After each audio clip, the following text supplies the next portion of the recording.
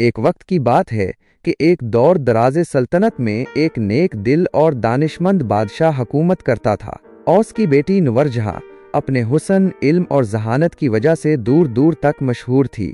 اوس کا شوق کتابیں پڑھنا، مسائل حل کرنا اور لوگوں کی مدد کرنا تھا۔ عوام اسے صرف ایک شہزادی نہیں بلکہ ایک امید کی کرن سمجھتے تھے۔ شہزادی کا کمرہ محل کی سب سے بلند مینار میں تھا، جہاں سے وہ روز آسمان کو دیکھتی اور نئی باتیں سیکھنے کی خواہش مند رہتی۔ بادشاہ نے سلطنت کے بڑے بڑے عالم، فلسفی اور اساتذہ نور جہاں کی تعلیم کے لیے مقرر کیے تھے۔ بچپن سے ہی وہ ہر سوال کا جواب تلاش کرنے کی کوشش کرتی، یہاں تک کہ وہ نہایت دانا بن گئی۔ ایک دن موسم ابر آلود تھا اور محل کے دروازے پر ایک کمزور سا فقیر نمودار ہوا۔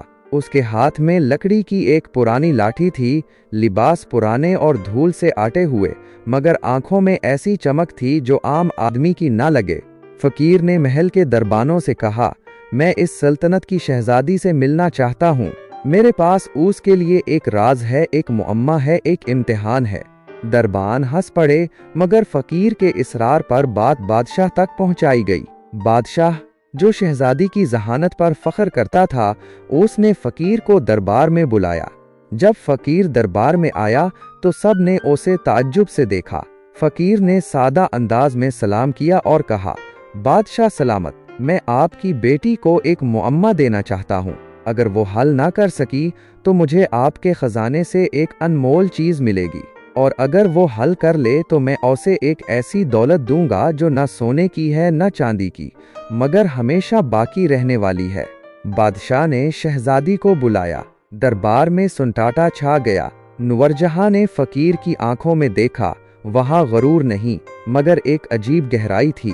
فقیر نے کہا، ایسا کیا ہے جو جتنا بانٹو وہ کم نہیں ہوتا بلکہ بڑھتا ہے؟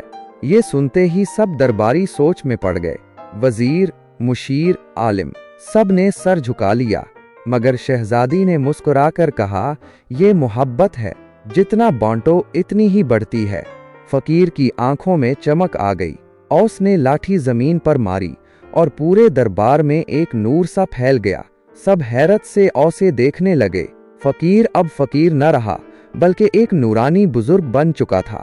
شاباش بیٹی، وہ بولے، تم نے ثابت کر دیا کہ تم صرف علم نہیں رکھتی بلکہ عقل بھی رکھتی ہو۔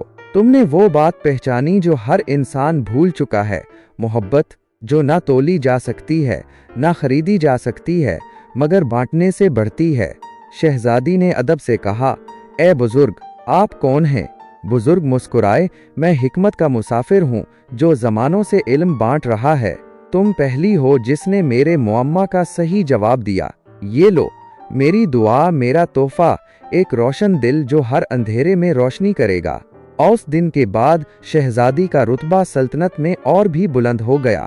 وہ صرف بادشاہ کی بیٹی نہیں رہی بلکہ عوام کی معلمہ، دانشمند اور انصاف کی روشنی بن گئی۔